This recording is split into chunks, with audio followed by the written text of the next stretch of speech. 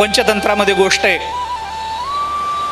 मिठाचा व्यापार करणारा एक मिठारी, त्याच्याकडे एक गाढव होतं.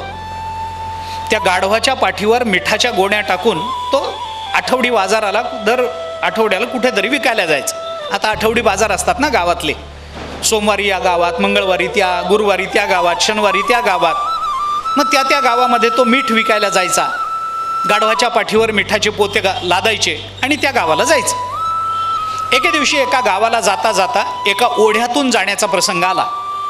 मिठाच्या गोण्या पाठीवर लादलेल्या.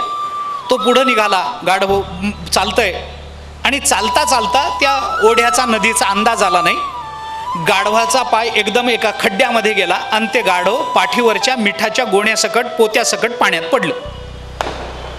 धाडकन आवाज झाला, त्यांनी बघितलं, धावाधाव केली. जेवढे आता ते प्रवाही पाण्यामध्ये मीठ पडलं म्हणजे काय टिकून राहील काय, ते ओलं झालं, बरंचसं मीठ वाहून गेलं त्याच्यातलं. त्या माणसाने गाढवाला धरून उभं केलं, मिठाचे पोते पुन्हा उचलले, गाढवाच्या पाठीवर लादले. पुन्हा पुढचा प्रवास सुरू झाला आणि गाढवाच्या लक्षात आलं की आपण पाण्यात पडल्यामुळे बरंचसं ओझं कमी झालंय. त्याच्या लक्षात आलं आता हे चांगलं कारण आपल्याला मिळालं. मग पुन्हा दुसऱ्या तिसऱ्या दिवशी नदीतून जाण्याचा प्रसंग आला की ते गाढव मुद्दाम पडायला लागलं. ओझं कमी झालं की गाढवाला बरं वाटायला लागलं. गाढवाचा हा शहाणपणा मालकाच्या लक्षात आला.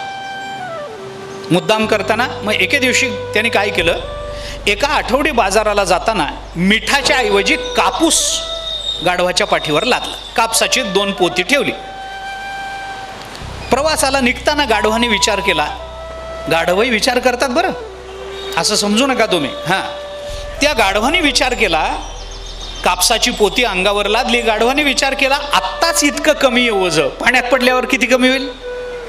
बरं झालं, निघालं.